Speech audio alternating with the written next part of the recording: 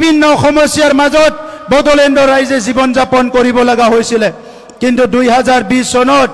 আমাৰ UPPL শাসন আহাৰ পিছত আজি 3,23,000 পৰিয়ালৰ মাটিৰ সমস্যা সমাধান হৈছে 3,23,000 পৰিয়ালৰ মাটিৰ সমস্যা সমাধান হৈছে প্ৰায় 3 লাখ পৰিয়াল ইতিমধ্যে আমাৰ চৰকাৰৰ সময়ত আজি প্ৰধানমন্ত্ৰী আৱাস যোজনাৰ ঘৰ পাবলৈ সক্ষম হৈছে আমাৰ চৰকাৰৰ এইখিনি সময়ত প্ৰায় 70,000 পৰিয়াল মাটি কিনা বেচা কৰিব পাৰিছে আজি চিৰাংদুৱাৰ অঞ্চলৰ উত্তৰ অঞ্চলতো বহুত মানুহে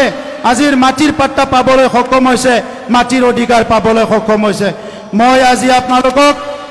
স্পষ্ট ভাষাৰে ক'বলৈ বিচাৰিছো চিৰাংদিয়াৰ সমষ্টিত যি সকলে মাটিৰ অধিকাৰ পোৱা নাই চিৰাংদুৱাৰ সমষ্টিয়াव जाय बिथांमोना दाबो हानि मोनथायखौ मोनाखै जाय सानबाय थादों जे जोंनि हानि मोनथायखौ मोनगोन ना मोना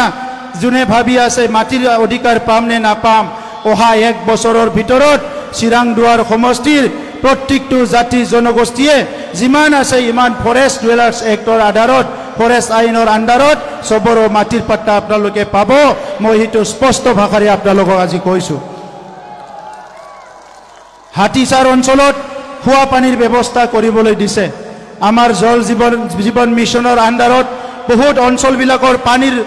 যোগান ধৰা হৈছে বহুত অঞ্চলত পানী পাইছে কিন্তু হাতীচাৰ অঞ্চলত খোৱা পানী বা বিভিন্ন পানীৰ অভাৱত হাতীচাৰ অঞ্চলৰ ৰাইজে কষ্ট পাইছে মই আপোনালোকক কথা দিছো অহা 1 বছৰৰ ভিতৰত হাতীচাৰ অঞ্চলৰ প্ৰত্যেকটো গাঁৱতে খোৱা পানীৰ ব্যৱস্থা কৰা হ'ব হাতীচাৰ অঞ্চলৰ মানুহে পানীৰ কাৰণে একো কষ্ট পাব নালাগে চিৰাং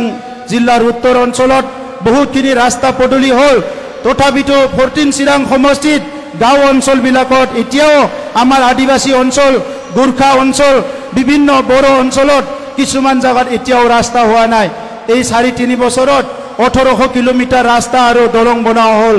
অহা 3 বছৰৰ ভিতৰত চিৰাংদুৱাৰ সমষ্টিৰ যিমান গাঁও আছে প্ৰত্যেকটো গাঁৱতে আমি ৰাস্তা ঘাট কানেক্টিভিটিটো ক্লিয়াৰ কৰিবলৈ সিদ্ধান্ত লৈছো চিৰাং জিলাত এনেকুৱা এটা ৰাস্তা গাঁও নাথাকিব য'ত ৰাস্তা সংযোজন নাই সকলো